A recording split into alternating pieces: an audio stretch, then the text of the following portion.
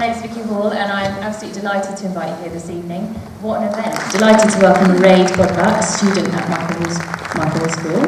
I think that something that moves people to be active in a conscious change of their ways is knowing what they're really dealing with, so the truth must be told. And next to me, Anna Hope, our author, mother, arrestee and member of Extinction Rebellion. A lot of people said that the IPCC report was too conservative and that actually we may already have gone beyond the opportunity to limit warming to 1.5 degrees, which is an absolutely terrifying prospect. Then to Mairead's left we have Georgia Taylor, the Wealden parliamentary candidate for the Green Party.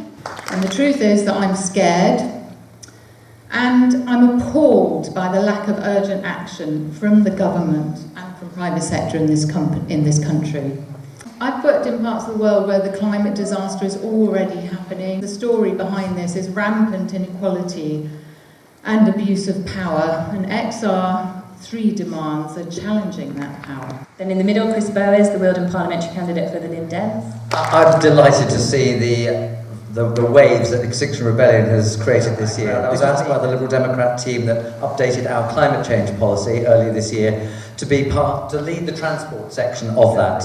The one thing I slightly disagree with Extinction Rebellion on is that Extinction Rebellion seems to be implying that these citizens' assemblies should have decision-making powers. Not entirely sure about that because I think there's some democratic deficit involved. And then we have Angie Smith, Wealden parliamentary candidate for the Labour Party. The fundamental truth that is not being told is that climate change is inextricably linked with capitalism. And most of the climate emergency that we find is related to exploitation for profit. So if you consider, for example, oil spills, exploitation of rainforests, culling of wildlife, all of those relate to the search for a buck or a pound. I'm really proud to be a town councillor on Uckfield Town Council, who are a very green local authority, and I'm a member of their Climate Emergency Committee. It's a great shame that Nisgani declined the invitation to attend this evening. She can be beaten, but only if we all vote smartly. Thank you. How would that be? I mean, if the two of you were to stand down, and then Angie, might have a chance of beating. There is no standing aside here, so therefore people have to vote tactically. In a way, the democratic process should not require standing aside. It should have a fair system, but as we haven't got a fair system, people have to game it, and that's where tactical voting comes in. But there's a way in which you could stand aside and say, well, I'm only doing this because the climate is the most important question for this election. And we've done that in 60 seats with Greens and Plaid Cymru, the Unite to Remain Alliance, which is about Brexit and climate change. How would the different parties address the issue of workers' rights, and how would they ensure a swift and just transition? We must make sure that we tackle the climate issue, but we don't do it in a way that somehow entrenches inequalities. We're going to proposing investing $2 billion in training and skills. We're going to create millions of jobs in the renewable energy sector, in the transport sector, in land management and other sectors. So we do propose a green industrial revolution. We are looking at, for example, guaranteed jobs for everybody who works in one of those polluting industry. They will be retrained to work in green industry. We're looking at climate apprenticeships. But really the key crux of our promise is that we will combine social justice with justice for the planet. One of the ways we will do this is by cracking down on the grossly polluting top 100 companies, so that they will actually be removed from the FTSE 100. How long do we actually have to reduce our carbon emissions in order to stay within the 1.5 degrees Celsius threshold? And what consequences can we expect if we exceed this level of warming? We don't know what will happen upwards of 1.5 degrees, and this is because the planet is an incredibly complex system. We've never been here before. I mean, we're already seeing the consequences with huge increases in weather instability. Some of the planting is impossible, so there's already breakdown in farming and animals dying. We've got to have the 10-year emergency programme where we more than halve our greenhouse gas emissions by 2030 as part of a plan to become net zero greenhouse gas emissions by 2045. So I'm pleased that Labour are working towards the IPCC target of reducing the bulk of carbon emissions by 2030. Like this, so there is no real way of knowing really what's going to happen, and I think we should be careful with drawing conclusions as to how long we have or what we need to do.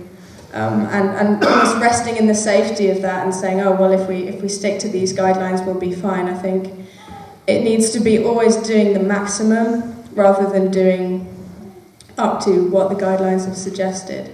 I think my concern is if we have another 5 years of a Conservative government, we're not going to be anywhere near meeting those targets.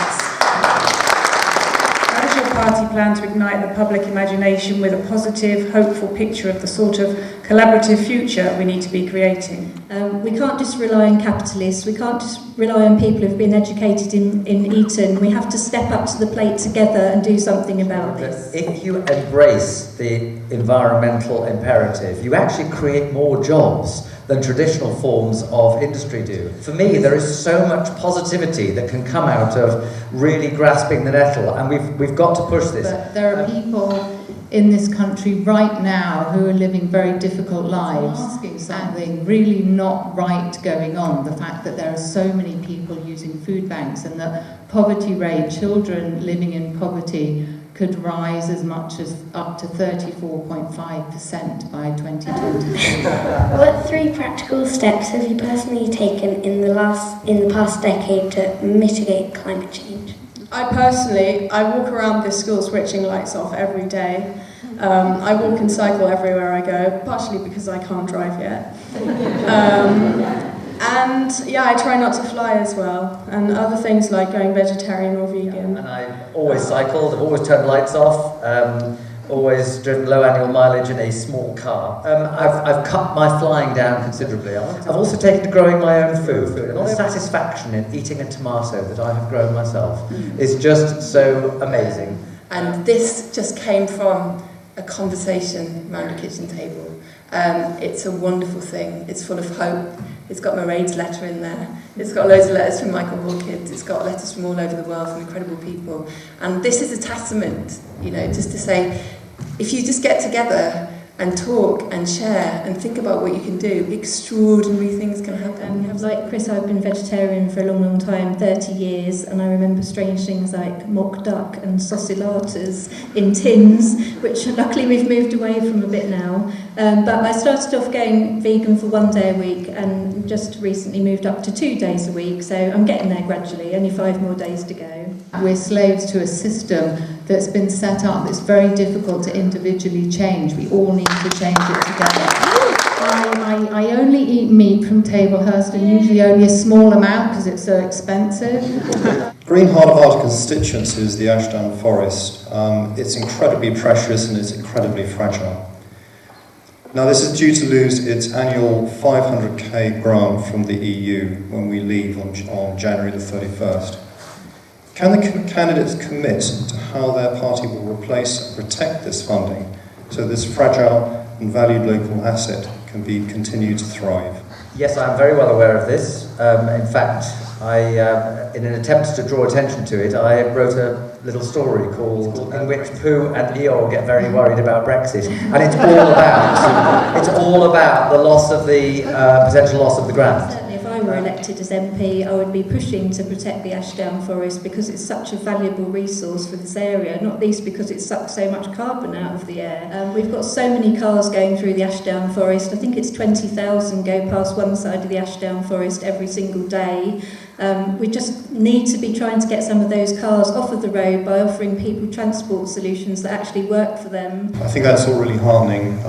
My only real sorrow this evening is that our parliamentary candidate who is absent this evening uses the Ashdown Forest as the backdrop to her publicity photos and chose not to be with us here this evening. I think it says an awful lot about what she stands for. In 2019, the IPCC found industrial farming and overfishing to be the main drivers of species extinctions. How can we change this going forward? Well, we have a policy of, first of all, creating a new ecocide law, which will prevent crimes against the natural environment, and this will include crimes that will endanger species. So I personally would want to see an end to factory farming. I would want to see small farms being boosted. I personally would also encourage people to become vegetarian and vegan. That's not in the Labour Party manifesto, it's just a personal thing. Well, actually, becoming vegetarian is part of the Lib Dem manifesto, it's part of our climate change programme, but as a recommendation rather than compulsory, I hasten to add. Protecting the nature chain, we must say this is not good for the economy as well as not being good for the environment. Thanks very much. We're at this critical point. The solutions are there. The solutions are there, and the solutions are working with nature. I mean, I don't know. And with cars getting hopefully greener, more hybrids, more electrics coming along, is it still a relevant policy to try and increase buses in the rural areas all the time, given that they're going to be choking as you're going along, queuing into Ockfield, which is notorious? They're kind of spewing out diesel, whereas at least a hybrid or electric car wouldn't be doing that. Is it still relevant to promote buses when there are diesel buses around? Yes, it is, definitely. For a start, if you have a diesel bus and there's enough people on it, the emissions per passenger will be less than the average car. One of the things that we've been discussing on our climate emergency group in Uckfield is the possibility of green buses. So you're probably aware of the big lemon bus in Brighton. I think you'll see that the three party policies represented here are all pretty good on climate change. The shame is we're all having to fight each other here when the real enemy is the person who's not here. We would put a new government department into place headed by a carbon chancellor who would be sitting right in the heart of power at number 11 Downing Street. And we would also propose a Future Generations Act, which would make us accountable to our children and our grandchildren. I just want to talk to you about some of the planning decisions that have been made by Wealden District Council, which completely fly in the face of climate rationale, really. And obviously that is a Conservative-led council. So I just want to be able to take some of the fear out of kids' hearts and adults' hearts. We have to act now and we have to work together on this. But in order to make a real contribution, you need to remain healthy, focused and in balance. Hope is everywhere. We just need to harness it together.